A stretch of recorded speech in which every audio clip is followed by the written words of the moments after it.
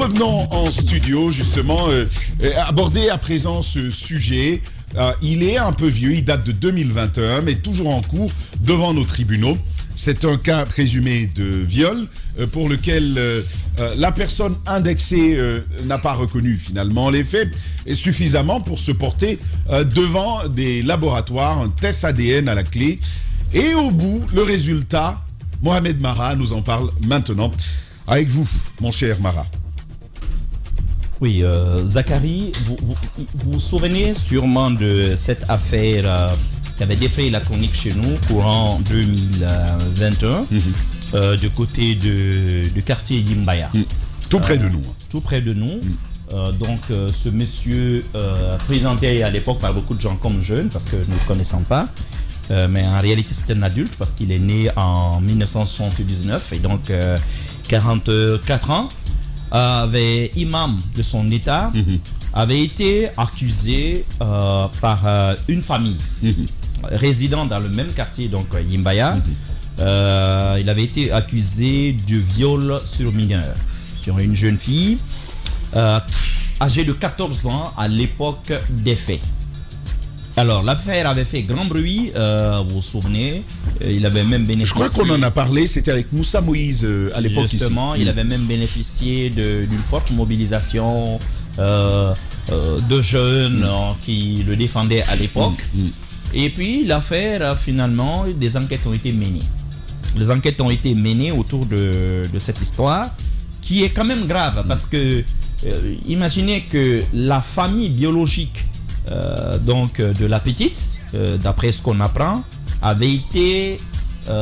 s'était senti obligé de quitter le quartier parce que compte tenu des pressions que la famille subissait.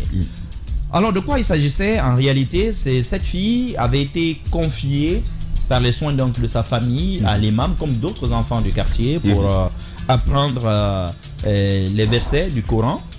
Et donc les enfants, comme cela se fait dans tous les quartiers, dans nos villages et un peu partout, donc venaient là pour apprendre. Et la famille a découvert que la fille, bizarrement, une petite fille, donc de 14 ans, était en début de grossesse.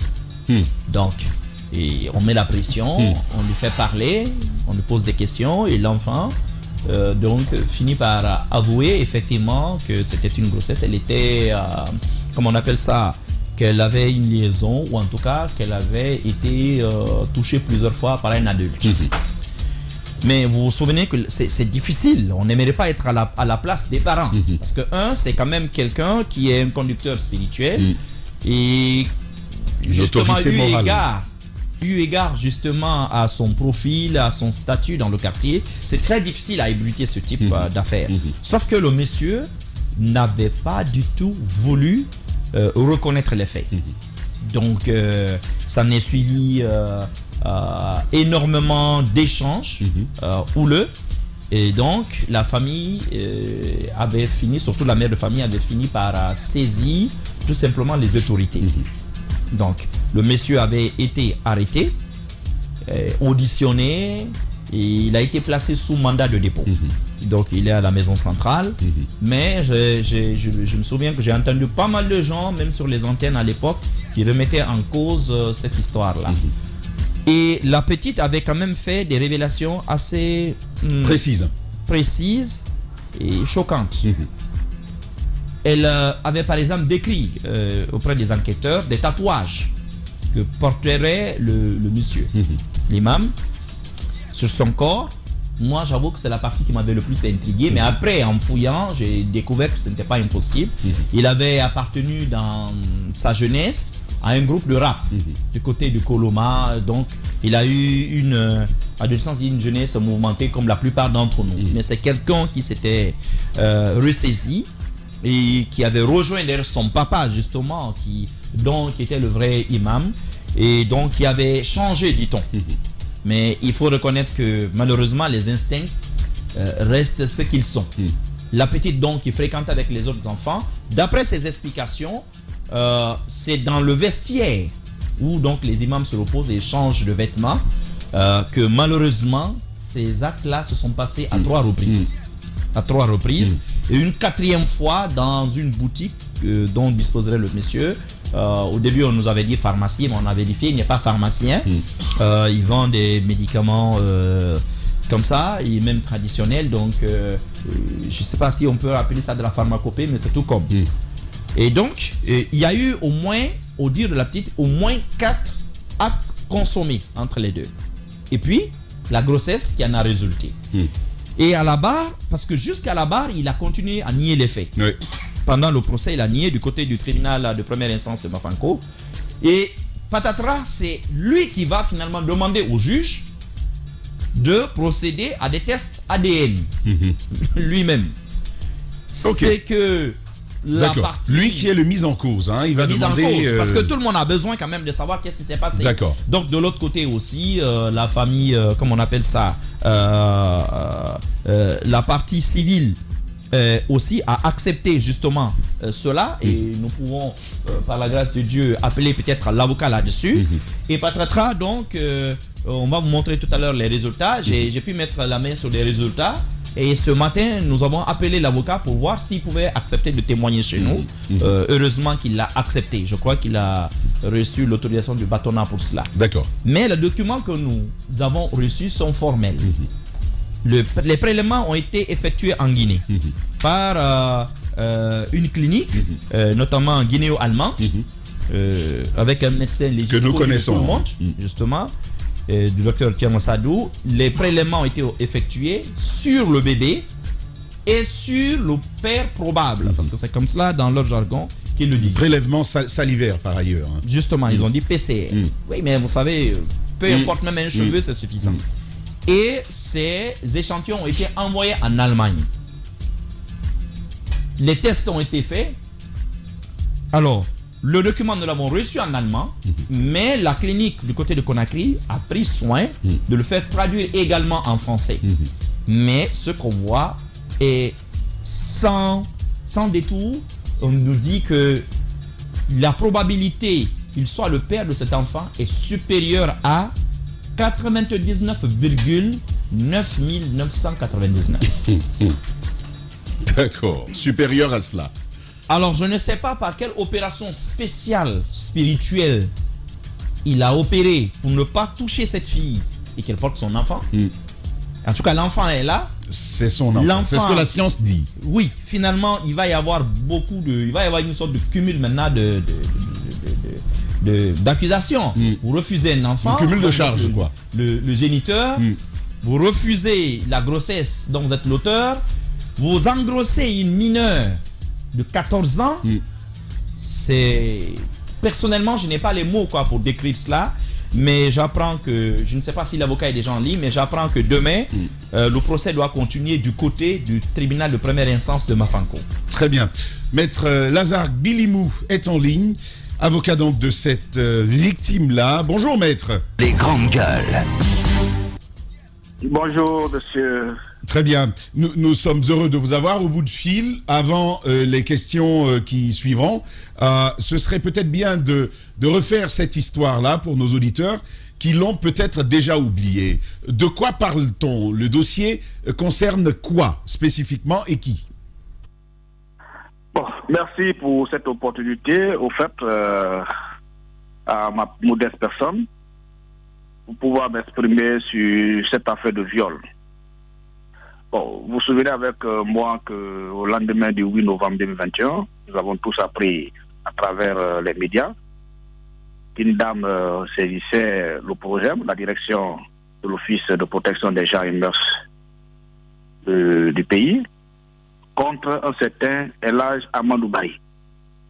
Amadou Bari, c'est le fils du premier imam de Yimbaya, qui n'a plus le temps de diriger les prières, mais que c'est ce Amadou Bari qui suit désormais les prières, ou dirige désormais les prières, pour des faits de viol commis sur sa fille de 14 ans. Que je me taise le nom d'ailleurs sur votre antenne, pour pouvoir protéger son image. Mais bizarrement, ce viol était suivi de grossesse. La fille avait 14 ans à l'époque, et grossesse en est suivie. Les enquêteurs ont pu mettre par leur procédé qu'ils connaissent mettre main sur le monsieur.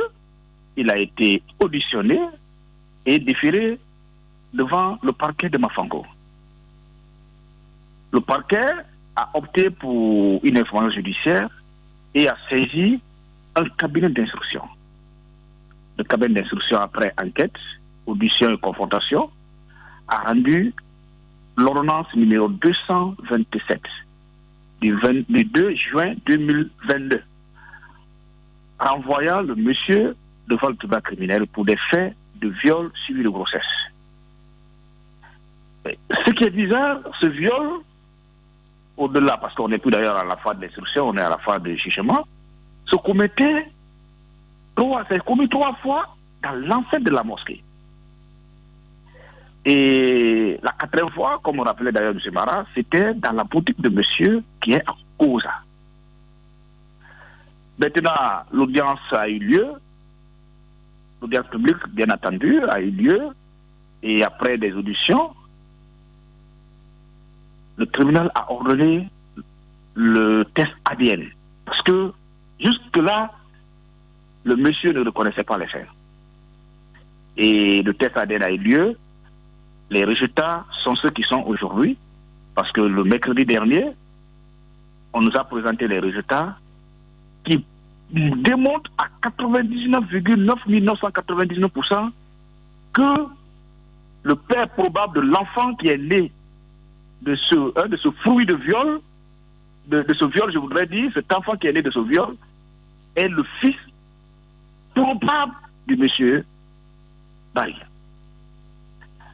Ça, quand nous avons reçu ces résultats, on était vraiment abattus, parce que moi, au-delà de tout, je suis avocat, mais je demandais toujours est-ce que ce que ma cliente disait était vrai. Parce que c'est une petite, je pouvais dire qu'il pouvait mentir sur le monsieur. Mais quand j'ai reçu les résultats, au-delà que je sois avocat, mais j'ai fondu à l'âme. Très bien. Des résultats plutôt... ils sont sans embâge. Hein. La question que l'on pose ce matin, quelle va être à la suite? Nous apprenons que le verdict, le monsieur n'est pas encore fixé sur son sort. Quelle va être à la suite? Quelle va être votre démarche? Que préconise la famille de la fillette? Bon, la suite, c'est que la dernière fois, nous avons demandé un renvoi pour demain, le 25, parce que chaque partie doit émettre son avis. Pour ou contre ces résultats, si celui-là, M. Barry n'est pas d'accord de compter les résultats, il peut demander une contre-expertise. Là, c'est un droit à lui. Et s'il est d'accord, on va également émettre nos avis et plaider le dossier. Mais d'ores et déjà, ce que la famille cherchait était simplement que ce monsieur reconnaisse que c'est lui l'auteur de ce viol et que cet enfant l'appartenait. C'est simplement ce que la famille de la victime cherchait. Et jusqu'à nos jours, c'est ça la position de cette famille. Est-ce qu'il y ait vraiment un acte de naissance pour cet enfant? Parce que le viol est déjà fait. On ne peut plus donner à la fille ce qu'elle a perdu. C'est simplement ça. C'est tout ce que la fille cherche. Très bien. La famille de la fille cherche. Très bien. Maître Lazare Bilimouf, merci d'avoir pris la parole ce matin chez nous pour nous apporter tout cet éclairage. Les grandes gueules se poursuivent. Dans un instant, on revient aux chroniqueurs. Espace TV Guinée est sur YouTube. Abonne-toi. Espace Guinée sur YouTube. Espace TV en avance sur les réseaux sociaux. Très bien, nous revenons en studio après avoir écouté l'avocat Guiba. On va commencer avec vous rapidement. Forcément, ceci vous inspire un commentaire, un avis, un sentiment. Oui, justement, l'on se souvient encore de cette situation. Vous vous rappelez, on en avait parlé ici dans les grandes gueules. Et ce cas de viol, je pense que ce résultat qui vient de tomber, même si ils ont l'examen qui a été fait et même si il a dit l'avocat, ça les donne aussi la possibilité de faire appel à cette décision et de demander une contre-expertise. Mais je pense que ça, si vous reprenez le puzzle, la pièce là, elle est indispensable, elle est importante parce que ça vient un peu étayer le dossier de la défense et donc qui fait un lien entre la responsabilité disons parentale de l'imam et cette fille qui est tombée enceinte par viol. Donc il faut rappeler au moins des faits, elle avait 14 ans et elle est mineure Et ça, je pense que c'est surtout quand Elle est toujours d'ailleurs. Elle est toujours. Parce qu'il n'y a que 2 ans. Il y a que 16 ans aujourd'hui. Justement, parce que c'était le 9 décembre 2021, l'information est tombée.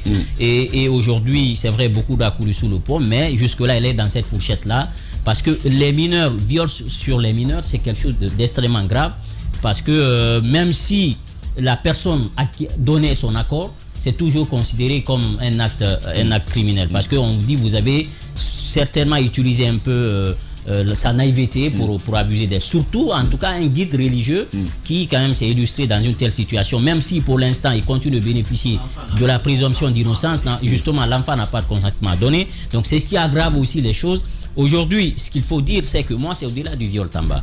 On a toujours dit dans cette émission qu'il fallait pousser un peu le débat un peu plus loin, faire une réflexion sur, puisque ça, c'est pas un cas isolé, ça se fait ailleurs et sur toute l'étendue du territoire national. Il faut que des sociologues, des anthropologues se mettent pour réfléchir un peu sur ce qui peut amener quand même des personnes à aller vers ce crime-là. Je pense, Diba, que ça va être une perte de temps. Oui, je suis d'accord avec la sanction. Franchement, il y a des études qui existent, qui ont documenté justement le viol. Il y a des études qui se font. Oui. Je suis d'accord qu'il faut aller vers la sanction, mais on n'oublie pas aussi qu'il y a cette pesanteur un peu sociologique qui fait que souvent la victime, elle a peur de s'exposer. Aujourd'hui, il faut aller vers l'action. Le regard de la société. Maintenant, c'est de ça on parle. Parce que quand il y a viol, il y a plusieurs possibilités. C'est d'abord la justice, la réparation, ensuite la réinsertion et la prise en charge. Donc ça, je pense qu'il y a des mesures qui sont en train d'être faites en ce sens-là. Et sur cet examen qui vient de tomber, va renforcer un peu la défense dans sa conviction et va étayer le dossier. Mais j'aimerais aussi lancer un appel puisque c'est un imam. Et pour l'instant, le jugement n'est pas fait. Il continue à bénéficier de la présomption d'innocence. Mais son statut, en fait, lorsque vous êtes imam, vous êtes guide spirituel dans une société, vous êtes comme, en fait, un envoyé, entre guillemets. Vous êtes une personne qui présente une image de sainteté. Vous êtes un modèle. Tout ce que vous dites dans les mosquées, dans les églises, les gens, ils boivent ces messages-là. Donc, il faut que la Ligue islamique et toutes ces entités-là se penchent un peu sur ceux qui doivent prêcher dans nos maisons saintes. Parce que les prédicateurs... La situation est d'autant plus grave qu'il était quand même dans une position qui lui donnait de l'emprise sur les enfants, sur la petite. Tout à fait. Il est le maître, l'enseignant. Justement, parce qu'il donnait des cours coraniques. Voilà, c'est-à-dire au-delà même de son statut d'imam et tout, l'enfant que vous enseignez, et vous avez de l'emprise. Tout à fait. Et ça, je crois, il faudrait, parce qu'il y a à l'époque, quand ça s'est fait, je me rappelle, il y a un imam qui avait dit qu'il faut pousser le débat un peu sur le choix de ceux qui doivent un peu faire prier dans nos maisons, dans les maisons saintes, que ce soit dans les églises ou les mosquées, pour voir un peu leur statut, leur moralité et tout. C'est indispensable puisque les oulémas, les prédicateurs, les imams, les prêtres et tout ça, je pense que ce sont des modèles dans la société. Moi, je pense que la fonction religieuse devrait être même réglementée en Guinée. Parce que vous voyez, je suis chrétien. Je connais les dérives qui s'attachent à la foi chrétienne aujourd'hui par le fait de gens qui s'improvisent pasteurs, évangélistes, je ne sais plus quoi. Je pense qu'il faut ça, il faut réglementer ce secteur. Il faut aller vers une réglementation du secteur pour essayer en fait d'anticiper. Je pense que le débat il est important parce que ce qui s'est passé là, c'est vrai qu'un acte impuni peut entraîner la commission des ça ne suffira pas. L'être humain est ce qu'il est. Je suis d'accord, mais il faut déjà le réglementer. Moi, j'ai refusé de croire pendant des mois qu'il y ait même eu possibilité que Tariq rencontre simplement, qu'il ait simplement des simples échanges avec les femmes. Mais un jour, j'ai eu cette discussion avec des amis à Genève. Vous savez, il a ses quartiers en Suisse et tout. Mais j'ai appris des choses, qui m'ont donné des moi, je vous ai dit, pas l'être humain. Je vous ai toujours dit. Très bien, on va laisser Diba terminer. On va laisser Diba terminer. C'est difficile, mais il faut faire un effort. Il faut commencer toujours quelque part. Il y a un effort à faire. Il faut passer au scalpel la vie des gens parce que il a été rappeur entre guillemets, on le dit. Il est allé en Mauritanie. C'est là-bas il a embrassé un peu la religion. Il pratique un peu la langue arabe et tout. Il est rentré. C'est son père qui était le grand imam et finalement il prend la succession et ce qui s'est passé, je pense que c'était un message important, mais une fois encore, puisqu'il faut rester dans le débat, ce test là qui est sorti à mon avis apporte de l'eau au moulin. Est-ce que ça peut se lire sur le visage d'une personne? Je crois pas. Pour une fois, il y a un travail sérieux qui a été effectué sur ce cas précis. Il y a quand même eu l'intervention d'une médecine qui a prouvé par les tests ADN, la véracité entre guillemets. Le lien entre guillemets. Le lien filial entre les deux. Mais le serait quand même bien que Poutine nous publie. Les grandes gueules. Le sujet sur lequel je voudrais m'attarder, puisque les autres ont assez dit, c'est sur la qualité des hommes, comme le disait Djiba. Vous ne pouvez pas le savoir, vous savez, pendant près de 1000 ans, l'Église, surtout l'Église catholique, a été ébranlée par ces phénomènes de pédophilie, etc. Des prêtres légalement, comment on va dire ça, légalement installés, légalement constitués, se sont permis des actes autant ignobles. Donc, et puis, il ne faut pas oublier non plus qu'on peut avoir un passé très ébruité, un passé très hétéroclite, mais même qu'on revient quand même à une condition normale d'une personne normale. Cela n'empêche pas que celui-ci, même s'il a été rappeur, tatoué, gangster, on a vu beaucoup d'exemples des gangsters qui se sont reconvertis à la religion et qui sont devenus des hommes normaux. Donc ce n'est pas écrit sur le visage d'une personne que vous pouvez être gangster demain et ne pas vous reconvertir aujourd'hui. Mais encore une fois... Mais ça n'enlève en rien la pertinence de son propos sur examiner les gens avant de leur confier de grandes responsabilités religieuses. On le fait. C'est une tradition d'ailleurs dans l'église catholique où j'ai été de fouiller dans la vie d'une personne avant de le consacrer. Mais cela n'a pas empêché même des archevêques, je ne parle même pas des prêtres, des archevêques, c'est-à-dire que des éminents dans la religion se sont permis des actes pareils.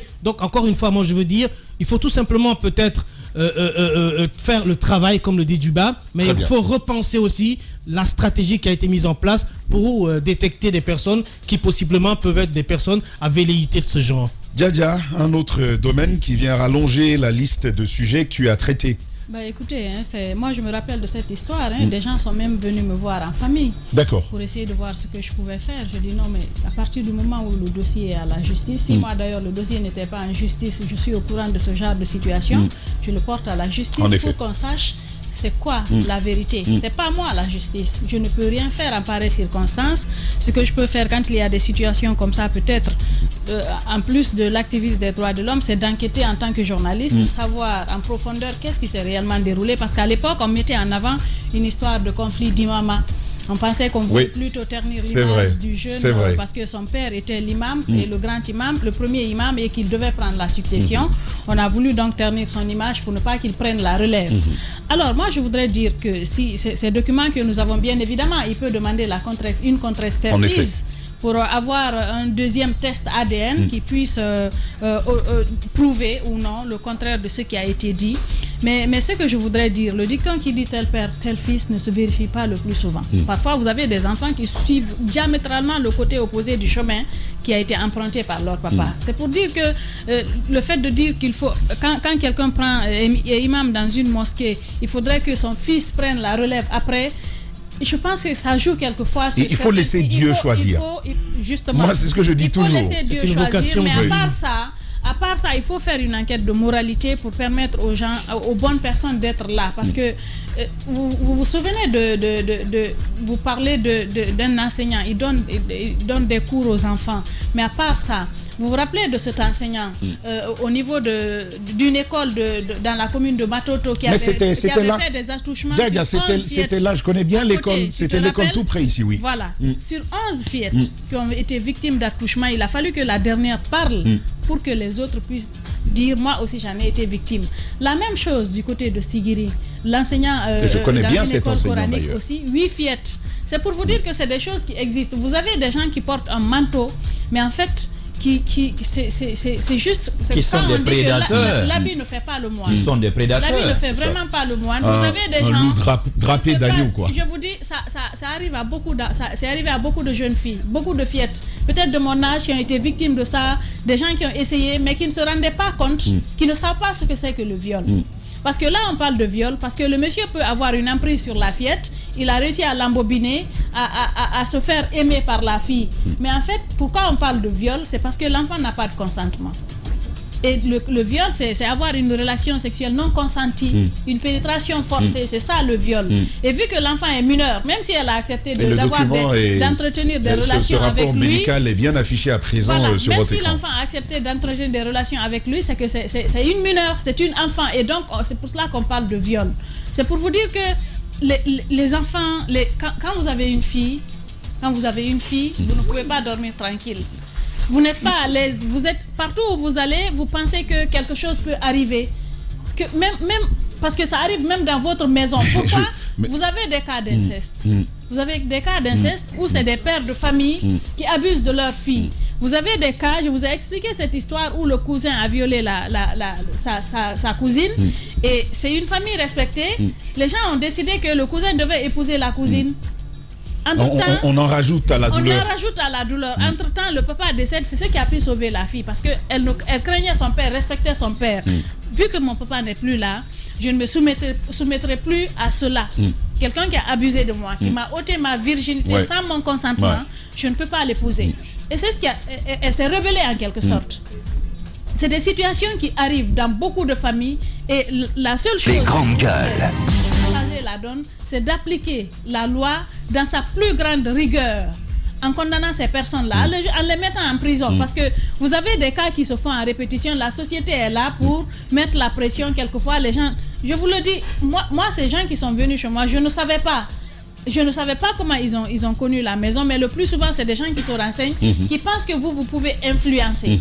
Et on réussit à impacter beaucoup de personnes de la sorte, qui réussissent parfois, des autorités haut placées, qui appellent, qui décident de mettre la pression sur la justice quelquefois. Pour mettre bas la terre. Sur la justice quelquefois, pour mettre bas la terre. Il y a beaucoup de choses à faire, il y a du chemin à faire. Il y a beaucoup de chemin à parcourir encore dans le cadre de cette lutte. En effet. Jacques, on va terminer là-dessus avec vous. Là, on parle d'un imam et d'une fillette. Mais ce que l'on ne dit pas, c'est que les religieux, hommes, d'une manière générale, ont une emprise, pas que sur les enfants, mais même sur les dames qui ne parlent pas souvent. Évidemment, c'est des choses qui existent.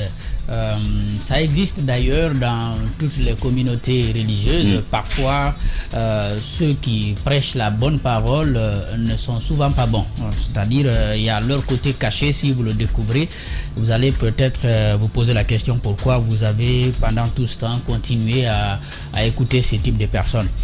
Mais moi, ces tests ADN m'inspirent quelque chose. D'accord. Vous voyez, le ministère de la Justice de notre pays doit pouvoir capitaliser ça. On a essayé quelque chose. Parce que le viol, c'est la parole entre l'accusé et l'accusatrice. Donc, présumé violeur, et puis, si vous voulez, présumé victime. L'une a dit j'ai été violé, et puis l'autre dit ce n'est pas moi. Personne n'y était. À part Dieu, il faut la science. Mais vous voyez qu'aujourd'hui, notre pays n'est pas encore capable de faciliter ce type de tests médicaux. Et je pense que nous devons aller vers ça. Ça m'inspire quelque chose parce que quand nous étions en train de gérer à l'époque le cas Chérif Diallo, nous avions été reçus au parquet des Dixines. Et lorsque le procureur nous a présenté la situation, il est arrivé à un niveau où il a parlé justement des tests ADN. De l'incapacité. L'incapacité de notre pays à pouvoir faire le test ADN. Parce que c'est ce qui aurait pu nous permettre. Parce qu'il y a un corps qui avait été découvert, je crois, les jours qui ont suivi. En bordure de mer. Voilà, sa disparition. Puisqu'on ne pouvait pas le reconnaître. Il était important à ce moment-là de faire un test ADN avec au moins l'un des parents pour au moins établir qu'il s'agissait bien de lui ou qu'il ne s'agissait pas de lui. Aujourd'hui, on aurait pu avoir une situation assez précise. Il y avait une possibilité à l'époque, mais ce qu'il fallait faire, il fallait exhumer le corps, faire le prélèvement et puis transporter. Le fait, c'est même avant de l'avoir enterré. Avant de l'avoir enterré, parce que le corps, justement, Chérif avait déjà disparu entre-temps. Avant de l'avoir enterré, ces prélèvements, on pouvait les faire. Mais justement, même après l'enterrement. Et même après l'enterrement. On pouvait le faire parce qu'on exhumer, faire le prélèvement et transporter les échantillons de l'autre côté.